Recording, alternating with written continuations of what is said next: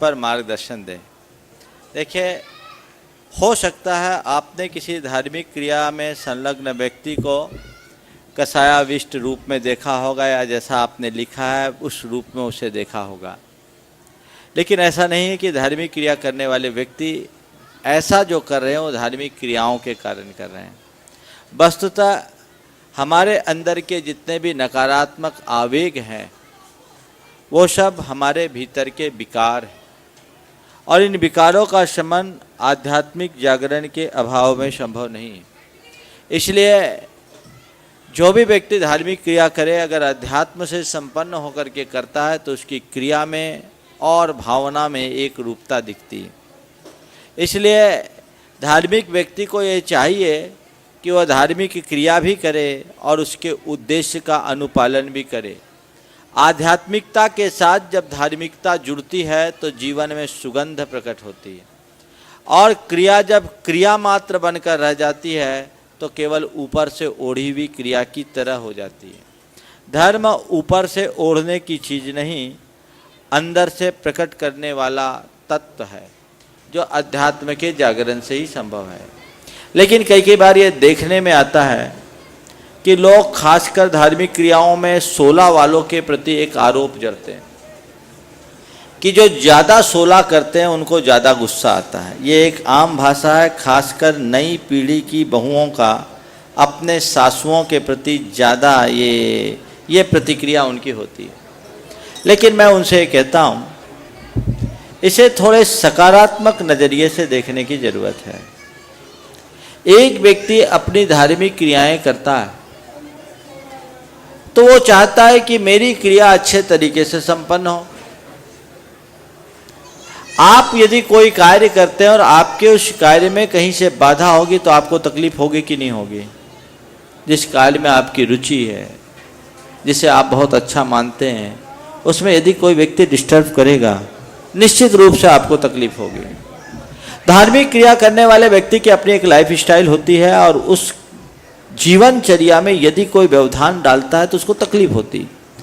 तकलीफ इसलिए होती कि उसको लगता है कि इसके निमित्त से हमारे व्रत में दोषण आ गया, और उस तकलीफ के प्रति परिणाम स्वरूप वो व्यक्ति अपनी प्रतिक्रियाएं दे सकता है, प्रतिक्रियाएं होती हैं। तो ये आपको चुभनी नहीं चाहिए। आपको चाहिए कि अगर आपके घर परिवार में कोई धार्मिक व्यक्ति है तो हम उसकी धार्मिक क्रियाओं में सहभागी बने, उसमें उसकी अनुमोदना करें, अनुमोदक बने, अवरोधक न बने, उसमें विघ्न बाधा न डालें। आप धर्म नहीं करते लेकिन किसी धार्मिक व्यक्ति की खिल्ली उड़ाते, उपहास करते हैं, मजाक उड़ाते हैं, तो ये पाप बंध का कारण है। और किसी धर्मी व्यक्ति के धार्मिक क्रियाओं में सहयोगी बनते हैं तो साता वेदनी कर्म का आश्रय करते हैं, पुण्य का आश्रय होता है। इसलिए आपको चाहिए कि आप उनकी क्रियाओं में सहायक बने और उनका क्षोभ शांत हो जाए, क्योंकि जो भी धार्मिक प्रकृति के व्यक्ति हैं वो साधक हैं, अभी सिद्ध नहीं हुए। भीतर बारूद भरी पड़ी है, थोड़ी सी चिंगारी लगते ही सुलगती है। तो आप अगर उस कषाय को भड़काएंगे तो काम तो गड़बड़ होगा ना। तो आपको चाहिए कि आप उसमें सहयोगी बने, और धार्मिक व्यक्ति को चाहिए कि अपनी क्रियाचर्या इस तरीके की रखे कि सामने वाला उससे प्रभावित हो जाए। देखो, एक धार्मिक व्यक्ति अगर सही धार्मिक व्यक्ति होता है तो अपने घर परिवार के लोगों को कैसे अपने अनुकूल बनाता है। सागर में एक महिला बहुत शुद्ध सात्विक प्रवृत्ति की और बहुत शांत प्रकृति की। उसके 2 बेटे, एक इंजीनियरिंग कर रहा था उस समय, बहुत पुरानी बात होगी 1997 की, और दूसरा MBA कर रहा था। माँ की विचारधारा धार्मिक, बच्चों की विचारधारा अत्याधुनिक, आधुनिक नहीं, परस्पर भिन्नता। और जहाँ विचारधारा में भिन्नता होती है वहाँ हमेशा लड़ाई होती है, लेकिन वहाँ लड़ाई नहीं हुई। माँ ने देखा 2 बार 4 बार बच्चों से बोला, बच्चे उसको स्वीकार नहीं किए और माँ के कार्यों में विघ्न डालने लगे। तो माँ ने क्या किया, प्रतिक्रिया थोड़ी दूसरे तरीके की करना शुरू कर दी।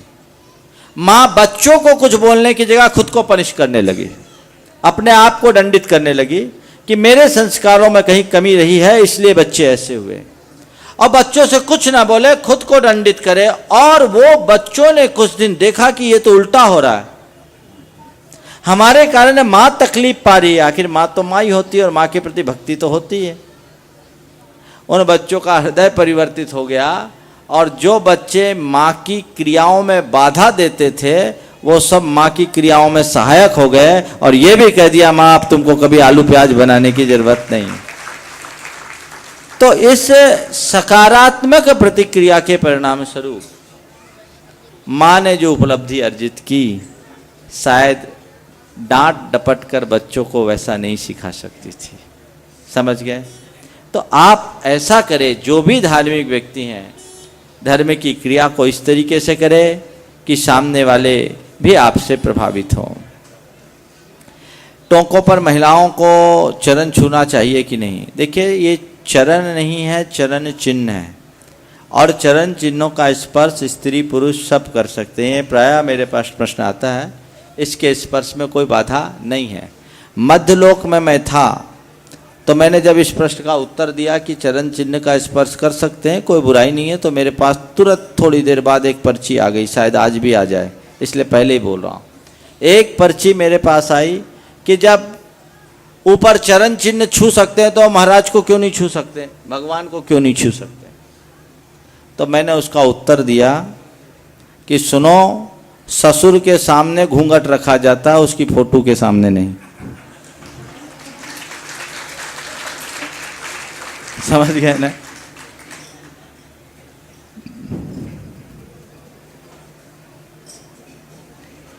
ये तो हो गया। अरे इसमें से छांटो, कल के कुछ हो गए, इसमें मिक्स है। एक पूछा है, धन के बिना धर्म नहीं है, क्योंकि धनवान को हर जगह प्राथमिकता मिलती है, उसके कर्म किसी भी प्रकार के क्यों ना हो। देखिए, ये जो अवधारणा है कि धन के बिना धर्म नहीं। महाराज जी को जाना है क्या? चलिए, आज उपवास भी केस लोच किया है और आज महाराज जी का दीक्षा दिवस है। हाँ चलो,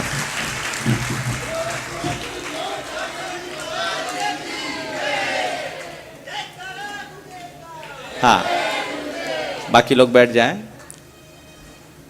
धन के बिना धर्म नहीं, ये जो अवधारणा है ये गलत है। धन के बिना धर्म नहीं ये मत बोलो, धन के बिना धार्मिक आयोजन नहीं ये आप बोल सकते हो। धर्म अलग है, धार्मिक आयोजन अलग है। बात समझ रहे हैं? धार्मिक आयोजन के लिए धन चाहिए। आप यहां बैठे बिना पांडाल के कहां बैठते, बिना माइक के आप कहां सुनते? धार्मिक आयोजन में धन की जरूरत होती है। धर्म करने के लिए धर्म की कौन जरूरत? आपको नमोकार जपने में पैसा लगता है, भगवान की पूजा करने में पैसा लगता है, लगता है क्या? तो फिर आप कैसे कहते हैं कि सब जगह धनी की पूछ होती है? धन की कोई आवश्यकता नहीं है धर्म करने के लिए। धर्म तो एक पशु भी कर लेता है और हो सकता है आपसे अच्छा धर्म करके सदगति का पात्र बन जाए। समझ गए? बात को थोड़ा गहराई से समझिएगा। एक पशु भी धर्म कर सकता है और हो सकता है आपसे भी अच्छा धर्म कर ले। इसलिए अवधारणा हटा दीजिए कि धर्म करने के लिए पैसा चाहिए और ये हीन भावना अपने मन से निकाल दीजिए कि मेरे पास धन नहीं है तो मैं धर्म कैसे कर सकता हूं। धर्म आप कैसे भी कर सकते हैं। हो सकता है आप ऐसा धर्म कर ले जो अच्छा पैसा वाला न कर सके। जहां तक धार्मिक आयोजन की बात है तो धार्मिक आयोजन तो बिना पैसे के होते नहीं। पर कई बार लोगों का एक आरोप होता है कि प्राय पैसे वालों को प्रमुखता दी जाती है, उन्हीं को आगे बढ़ाया जाता है। मैं आपसे एक बात पूछना चाहता हूं, किसी धार्मिक आयोजन में होने वाले खर्च के लिए अगर कोई व्यक्ति कंट्रीब्यूशन करता है तो क्या आप उसको धन्यवाद नहीं दोगे? किसको धन्यवाद दोगे? आपको धन्यवाद देना चाहिए, उसको आगे बढ़ाना चाहिए, उसकी अनुमोदना करनी चाहिए। इसलिए कि एक आदमी के निमित्त से हजारों लोगों का धर्म ध्यान हुआ। आप शिखर जी आए, दिल्ली वालों ने आपकी भोजन की व्यवस्था कर दी, निश्चिंत हुए? नहीं तो यहाँ रोटी खोजने में तुम्हारा घंटा निकल जाता और बिना टंकी फूल किए पहाड़ पर चढ़ते कैसे?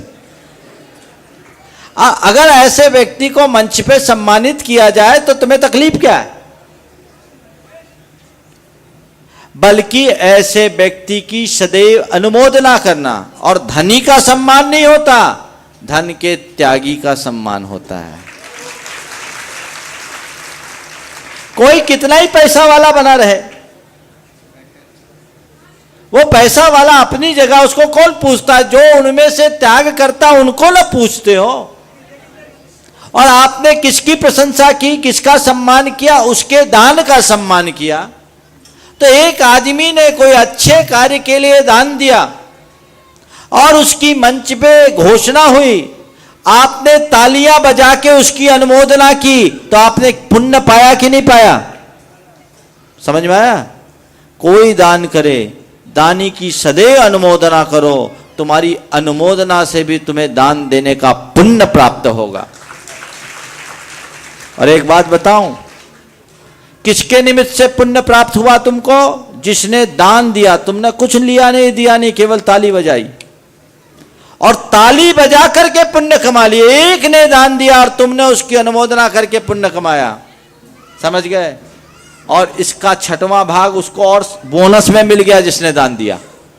तुमको जो पुण्य मिला, जिसके निमित्त से पुण्य मिला, उसका 6वां हिस्सा उस पुण्यात्मा को मिल जाएगा। इसलिए जितने बड़े समारोह में दान दोगे, उसका जितना लोग अनुमोदन करेंगे उतना बोनस तुमको मिलेगा। कंसेप्ट समझो। पर एक जगह सावधानी रखना, दान मान के लिए मत करना। दानी को मान दो, पर दान करके मान की चाह मत रखो। बात को समझो। दानी को मान दो, मान दोगे तो दान की परंपरा चलेगी। भैया बीच में आवागमन नहीं करो, जिसको आना पीछे से आओ, सामने से नहीं आओ। दानी को मान दो और मान दोगे तो दान की परंपरा होगी। हमारी संस्कृति में एक शब्द आता है कृतज्ञता, जिसकी चर्चा मैं कल प्रवचन में किया था। कृतज्ञता क्या कहलाती है? कृतज्ञता तो देनी चाहिए। आप लोग बड़े कृपण हैं, कंजूस हैं, कृतज्ञ नहीं है, तो ये गलत बात है। इसलिए अगर कोई व्यक्ति दान देता है, अगर कोई व्यक्ति धर्म के क्षेत्र में, धार्मिक आयोजनों में अपना धन खर्च करता है, तो उसके उस सत्कार्य की अनुमोदना जरूर करनी चाहिए, उससे ईर्ष्या नहीं करनी चाहिए।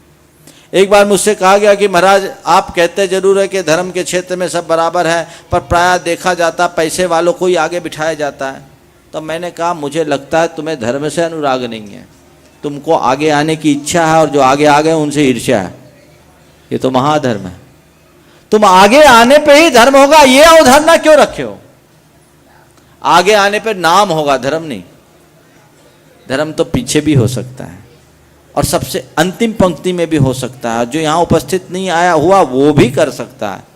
इसलिए कभी ऐसा नकारात्मक चिंतन मत करना।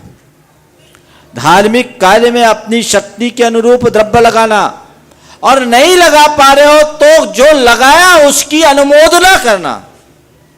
और एक नियम ले लो आज शिखर जी से जाते समय, कहीं मैं जाऊंगा, कोई धार्मिक आयोजन में शरीक होऊंगा, वहां की व्यवस्था का लाभ उठाने के बाद निकलते समय एक मैसेज थैंक्स का जरूर दूंगा, आपने बहुत अच्छी व्यवस्था की, बहुत बहुत धन्यवाद। आजकल लोग कार्यकर्ताओं और आयोजकों को गाली देते, प्रशंसा कोई नहीं करता। ये गलत परंपरा है कि नहीं? मैंने बहुत कार्यकर्ताओं का दर्द सुना। ये आप अपनी कृपणता दूर कीजिए, तब काम होगा। इसलिए पैसा वाले का सम्मान नहीं होता, पैसा त्यागने वाले का होता। बर्नी जी थे, तो बर्नी जी के एक भक्त थे, थोड़ा मुंह लगे हुए थे, पैसा वाले थे।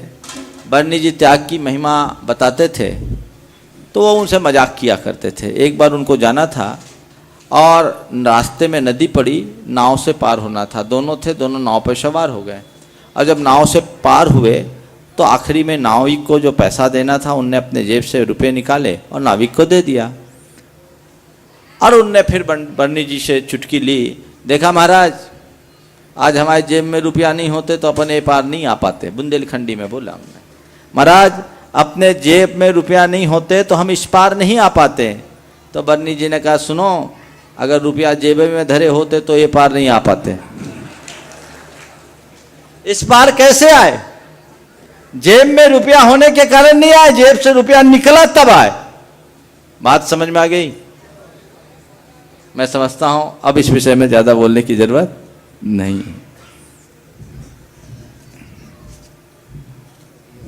नहीं, इसमें छांटो, कुछ कल के बाकी है, कुछ हो गए, देख लो।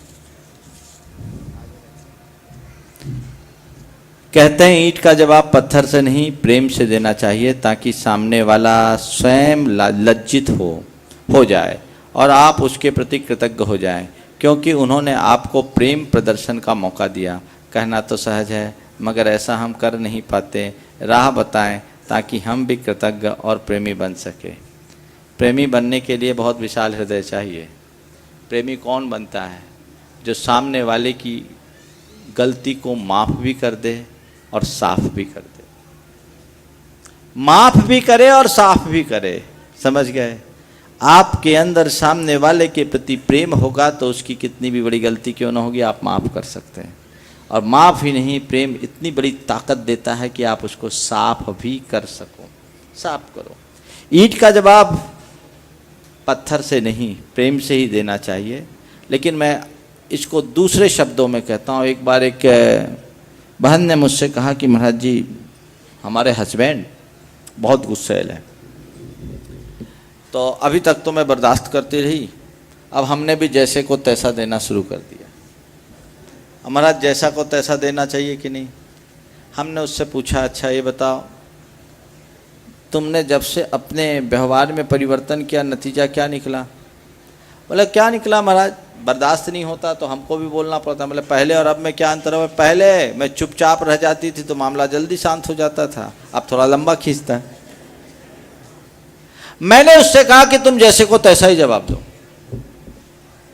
ध्यान से सुनना। मैंने उससे कहा कि तुम जैसे को तैसा ही जवाब देना। वो मेरे इस अप्रत्याशित उत्तर से सख्ते में आ गई कि महाराज जी उल्टी बात आज कैसे बोल दी कि जैसे को तैसा जवाब देना। मैंने दोहराया कि मैं तुमसे कह रहा हूं जैसे को तैसा जवाब देना। बोले कैसा?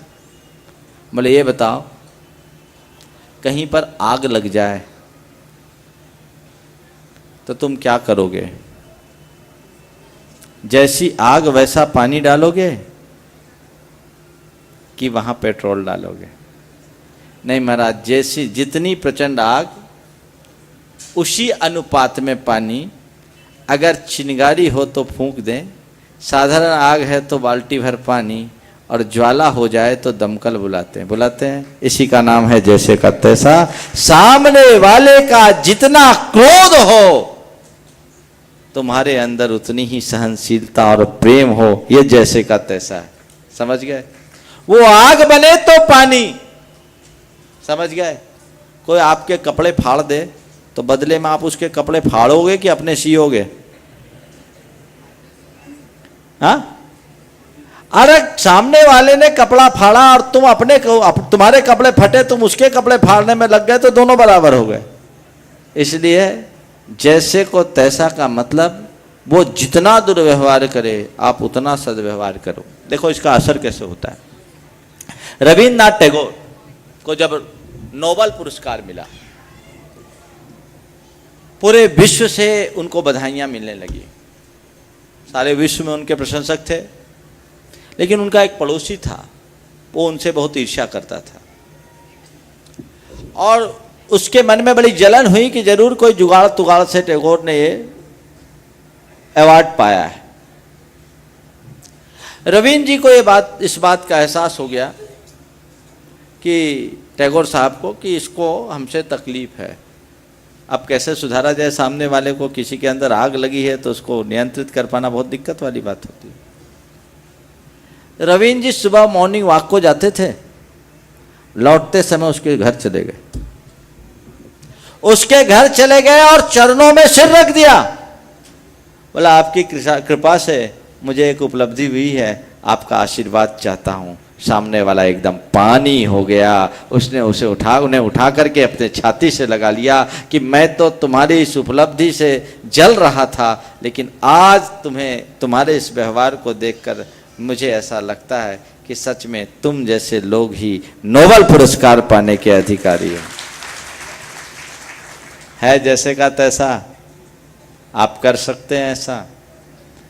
इसके लिए बहुत ऊंचा दिल चाहिए, साधारण व्यक्ति के बूते की बात नहीं है। जीवन में सबसे अधिक महत्व मस्तिष्क का है, फिर भी हमारे देश में मस्तिष्क के बजाय पैरों को ही प्रणाम किया जाता है। पैर छूना मात्र परंपरा है या इसमें कोई वैज्ञानिक तथ्य है? योग मार्गदर्शन देने की कृपा करें। देखिए, ये बात सच है, मस्तिष्क को उत्तम अंग माना जाता है और पैरों को शरीर का निकृष्ट अंग है, लेकिन फिर भी पैरों को पूजा जाता है, चरणों को पूजा जाता है, मस्तिष्क को नहीं। क्यों? इसलिए कि मस्तिष्क ज्ञान का प्रतीक है और चरण चरित्र का। हमारा भारत में चरित्र की पूजा होती है, ज्ञान की नहीं। इसलिए चरणों को पूजा जाता है, ज्ञान को नहीं। बल्कि ज्ञानवंत अपने चरण, चरित्रवंत अपने शीश को चरित्रवंतों के चरणों में रख करके अपने आप को कृतार्थ महसूस करते हैं। तो चरण चरित्र का प्रतीक है, इसलिए चरण छुआ जाता है। दूसरा एक कारण, हमारे शरीर में जितनी भी ऊर्जा होती है तप के माध्यम से, साधना के माध्यम से, वो सारी ऊर्जा प्रवाहित होती है और हमारे चरणों से निकलती है, चरणों के नाखूनों से निकलती है। तो पूज्य पुरुषों के चरणों का जब आप स्पर्श करते हैं तो वो ऊर्जा भी आप प्राप्त कर सकते हैं। एक वैज्ञानिक कारण इसका ये भी है। तो चरण आचरण या चरित्र का प्रतीक होने के कारण चरण पूजा जाता है। मस्तिष्क केवल ज्ञान का प्रतीक है। आचरण शून्य ज्ञान हमारे लिए व्यर्थ है, और आचरण ज्ञान की सार्थकता तभी है जब हम चरित्रवानों की कद्र करना शुरू करें, तभी हमारा ज्ञान फलेगा। इसलिए ही चरित्र की तरह चरणों की पूजा होती है। हम सबके जीवन में वातावरण का प्रभाव पड़ता है। हम सभी अच्छे माहौल में रहने से हमारे अंदर अच्छे गुणों का विकास होता है और बुरे या विपरीत माहौल में हमारे अंदर की अच्छाई घटती है। अदृश्य बेड़ियाँ हमारे तन मन को जकड़ी हुई है। जीवन में माहौल बदलने की कोई राह नज़र नहीं आती, क्या करें? देखिए, ये बात सच है कि बाहर के परिवेश का हमारे मन पर बहुत गहरा असर पड़ता है। जैन कर्म सिद्धांत भी कहता है कि कर्म अपना फल द्रव्य क्षेत्र काल भाव के हिसाब से देता है। इसलिए अच्छा परिवेश होने का अच्छा परिणाम तो आता है। आप हमेशा अच्छे परिवेश में रहने की कोशिश करें। अब लेकिन यदि आप परिवेश को नहीं बदल सकते हैं, परिस्थिति को नहीं बदल सकते हैं, तो अपनी मानसिकता को बदलने की कोशिश करें। जहाँ तक बने अच्छे वातावरण का प्रयोग करें, और अगर वातावरण बदलने की स्थिति आपके साथ नहीं है तो अपनी मानसिकता को बदलने का पुरुषार्थ करें। यदि आप अपनी मानसिकता को बदल लेंगे तो वातावरण आपको कुछ भी प्रभावित नहीं करेगा। कई ऐसे लोग हैं जो बिगड़े हुए वातावरण में भी अपनी स्थिरता बनाए रखते हैं, और कई ऐसे हैं जो साधारण वातावरण में भी भटक जाते हैं। इसलिए बाहर के वातावरण को यथासंभव आप अपनाएं, लेकिन भीतरी वातावरण आपके हाथ में है, उसे जरूर अपनाने की कोशिश करें। जैन धर्म इतना पवित्र और शुद्ध है तो फिर शिखर जी जैसे धर्म स्थान में इतनी गंदगी और शोर शराबा और धक्कम धक्की क्यों होती है? जैन धर्म पवित्र और शुद्ध है, जैनी पवित्र और शुद्ध बनेंगे तब ना। धर्म तो शुद्ध है, धर्मी को शुद्ध होना पड़ेगा। यहाँ गंदगी कौन कर रहा है? धक्का मुक्की कौन कर रहे हैं? पर्वत पर पाउच कौन फेंकता है? पर्वत पर बोतलें कौन फेंकता है? आप ही। ये आपका अविवेक है। ये आपकी जिम्मेदारी होती है कि इस तीर्थराज की पवित्रता को आप मेंटेन करें। आप किसी भी प्रकार से वहाँ गंदगी न पनपने दें। यदि आप ऐसा करेंगे तभी वहाँ पर सब कुछ ठीक ठाक हो सकेगा। इसलिए ये आप सबकी जिम्मेदारी है। जो भी वंदना करके आए और आगे वंदना करेंगे, आप इतना ध्यान रखें कि पर्वत पर हम अपनी तरफ से कचरा नहीं फैलाएंगे, बल्कि उतरते समय अपनी झोली में कुछ कचरा बटोर करके ले आएंगे। और जो भी आपके मित्रगण हैं पर्वत पर कभी भी वंदना करने के लिए जाए, उनको मैसेज दो कि भाई पर्वत की पवित्रता को बचाए रखना हमारी नैतिक जिम्मेदारी है। हमारा ये तीर्थाधिराज को संभालना हम सब की अपनी जवाबदेही है और इसे हमें ही पूरा करना है। तो मैं कह रहा हूँ, जिस दिन जैनी पवित्र और शुद्ध हो जाएंगे उस दिन जैन धर्म में 4 चांद लग जाएंगे।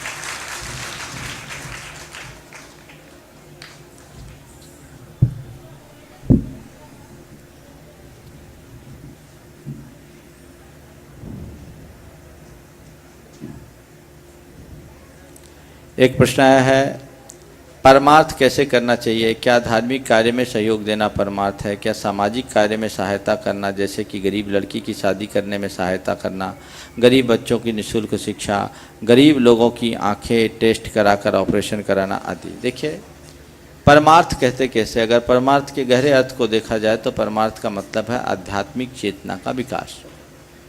लेकिन फिर भी व्यवहार में हम परमार्थ कहते हैं जन कल्याणकारी, लोक कल्याणकारी कार्य। तो लोक कल्याणकारी कार्य, जितने भी लोक कल्याण के कार्य हैं, सब परमार्थ की श्रेणी में आते हैं। अब उसमें सबसे बड़ा परमार्थ कौन? जिसमें सबसे बड़ा कल्याण या उपकार। आप लोग दान करते हैं, दान का उद्देश्य क्या है?